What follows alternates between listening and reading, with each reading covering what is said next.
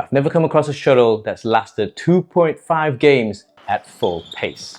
So let's compare two of the current top synthetic badminton shuttles, the YONEX Crosswind 70 and the Victor NCS Max shuttles. And because this is a comparison between two current top-of-the-range synthetic shuttles from YONEX and Victor, if you've not watched my Victor NCS deep dive versus a top-end real feather shuttle, you should do so and click here. I'll also leave a link in the description below. This is quite important, so go check it out first. So in this video, we'll focus on the YONEX Crosswind 70 shuttle for now, and this is the YONEX's answer to the synthetic shuttlecock challenge. And they've been developing this for quite a little while now. I believe the very first iteration of the YONEX synthetic shuttle started more than 10 years ago. And from YONEX's perspective, this Crosswind 70 shuttle is a genuine contender as a long-lasting, durable shuttle with very stable flight characteristics, at least aimed at replicating a genuine top-end feather shuttle's behavior, at least until a feather breaks off, of course.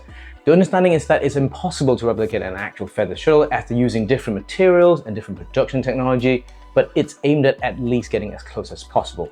However, you don't randomly push a product into the market if there's no need to, hence this is why we've never seen it come to market, as there's never been a genuine need for top-end synthetic shuttle, at least not until the last 24 months to 12 months.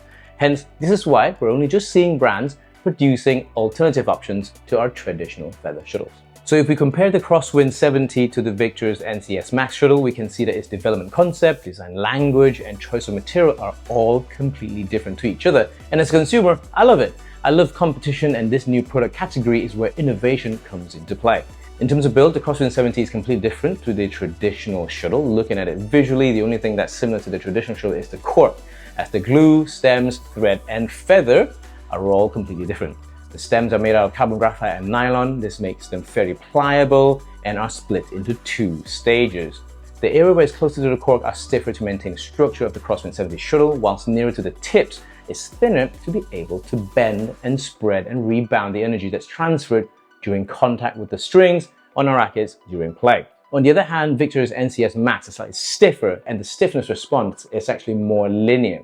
The thread from the Crosswind 70 shuttle stems are also different to the traditional thread. The Crosswind 70's thread are incredibly fibrous, and I believe there's also a layer of some form of epoxy that's applied to the thread, and the stems are inserted through the thread, as I cannot see an extra glue or epoxy that's on the outside. Perhaps the threads are braided, applied with a type of epoxy that has a specific cure time, the shuttle stems inserted through a layer of the braid and then inserted into the cork before finishing with the curing process. The level of detail with the intention and order of process for the shuttle production is very impressive to see. When compared to the NCS Max, we see that the Max used threads that are similar to the traditional shuttle, and the first row of thread applied closer to the cork is doubled up compared to the second row. Hence it's thicker, and the glue is also applied after the thread has been threaded through the stems. A lot similar processing techniques to a traditional shuttle here. If we then move on to the feather segment of the shuttle, the Crosswind 70 sports a thin nylon material punched with chevron holes and attached at multiple points along each stem. You will also see two of the attachment points pop out from the nylon sheet and be used as attachment points to the shuttle. Additionally, there's also a single thread that is passed through each nylon sheet, and if you're looking with the shuttle cork pointing downwards, the thread passes through each nylon sheet from the outside, from the left side, and goes through a chevron hole on the right side. Besides this, a knot is tied on the inside of the shuttle once this thread is fully tied off. The tail end of the thread is left on, and incredibly, this doesn't affect flight characteristics at all. More on the playing performance later in the video. The nylon sheet combined with the carbon graphite and nylon stem makes for a pretty pliable, soft, and energy-absorbent final product. The NCS Max sports a multi-layered foam-based material that is inserted into the stem, and it is also cut out with specific slits and holes to help with aerodynamic stability, whilst the decelerating of the shuttle is similar to a traditional shuttle design. In terms of height, the YONEX Crosswind 70 is approximately 84mm in height, and the NCS Max is about 1mm shorter at 83mm. For weight, I found my batch of the Crosswind shuttles came in at 5.2 grams for a Speed 3 shuttles. And since YONEX have their own speed rating systems for the shuttlecocks, and it's governed mostly by ambient temperatures, for me, a Speed 3 for YONEX is in between 77 and 78 for most other manufacturers, whereas the Victor NCS Max that we tested here is a Speed 78, and they come in approximately 5 grams in weight. So how do they play? But before that, want to protect your rackets from chips, scratches, and even potential cracks? Have peace of mind with the premium racket protection tape from ckydw.com/shop. They're almost invisible and gives your racket the extra layer of protection in case of scrapes and or worse, a clash. So go check them out, and we also have some limited edition signed prints there too. So at the start of the video, I mentioned that I've never come across a shuttle that lasted full pace with my friends at 2.5 sets before we swapped for another one. And that was completely true, and this was the Crosswind 70 shuttle, and this is what it looked like after the full 2.5 games. And to be honest, we could have completed our third game with it, but we decided to swap because it was a good game and we didn't want to think about the shuttle instead of the actual match itself. But before using the Crosswind 70, all of us did a full game with a top-end feather shuttle just so we can calibrate. Playing with a top-end shuttle is a lovely, lovely thing, and if a shot doesn't work, you know it's you and not the shuttle, so there's just no excuse. And when we went onto the Crosswind 70, we did feel a difference in shuttle speed. Even though it's a speed 3, which should be correct for our conditions at ambient around 10 degrees centigrade. The Crosswind 70 felt slightly slower, but if you leave it, the length is correct.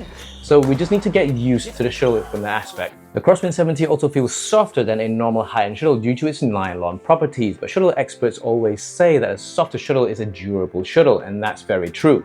Because of its pliable nature, the Crosswind 70 was able to absorb and take higher energy hits, such as clears, drives, and smashes, and its consistency was incredible. I guess that slightly heavier weight contributed to the shuttle feeling slower, but it was consistent in its flight, and its ability to take a beating was incredible. We also had a point in our game where the tip of the Crosswind was folded into one of the chevron holes, and I was able to just unfold it, and there was not even a crease after that. That's how pliable it was. So when we look at the used Cross 70 now, it looks like it's lost a few of its furthest nylon sheet feathers, but it was still able to fly fairly well and without the usual wobble when a shuttle loses a feather. When we then introduced the NCS Max into our game after 2.5 games with the Crosswind 70, we felt like the NCS Max was a lot faster and accurate to the Speed 78. The NCS Max also felt stiffer compared to the Crosswind 70, and because of this, the sound was also a little bit louder due to this stiffness. But we all know that crisp, stiff shells do tend to break after a certain amount of energy has been put through them, and this was what we ended up with after a game with the NCS Max. We lost 2 foam feather segments after 1 game, and the shell was wobbling quite a little bit, so we didn't want to continue with it any further. But in terms of the construction, it held up perfectly fine for our game, and there were no stems broken. If the foam feather had stayed, we would have continued playing with the NCS Max past the first game that we played. Crucially, the NCS Max's stiffer construction also made it feel closer to what a premium top-end shuttle would feel like compared to the Crosswind 70, as the Crosswind 70 feels softer. The deeper I look into shuttles, the more impressed I am with our traditional top-end shuttles. To be able to be stiff, crisp, but also at the same time pliable and able to absorb hit after hit. Ultimately, we have to talk about the value for money and price. From what I understand, the YONEX Crosswind 70 is aimed at the premium shuttle market, which is where players are used to paying for AS50s, AS40s, and the F80 and F90 equivalents. Whilst I can see Victor NCS Max shuttles on sale in Europe between 25 and 30 euros, but at the time of making this video, I can see YONEX Taiwan posting their price for the Crosswind 70, and at 819 New Taiwan dollar for half a dozen. This comes out to about 50 euros or 55 USD or 45 pounds for a dozen. I do expect each individual market to adjust pricing, but it gives us a flavor of that the Crosswind 70 will cost twice as much as the NCS Max. From my perspective as a consumer, if you're a club player at any level, you will not have any issues with the feel of the NCS Max shuttle. You will have a slight adjustment period to the Crosswind 70 though, due to its softer feel. But after 15 to 20 rallies, you will adapt fine. But for someone who's already used to playing with very premium feathers such as YONEX AS50 or Victor's Master Ace, you will get that level of durability with the Crosswind 70, but not the exact same feel. It's slightly softer, but everything else is pretty consistent. So if you're a lower level player, the Victor NCS series of shuttles will actually really help you in terms of cost savings. But if you prefer really premium synthetic feels, feathers that really last as long as the super top-end premium shuttles, give this Crosswind 70 a try as well. Let me know if you have any questions below in the comments, and I hope this helped you if you're looking to try some of these synthetic shuttles. I cannot wait for future iterations of these shuttles, and I will see you in the next one.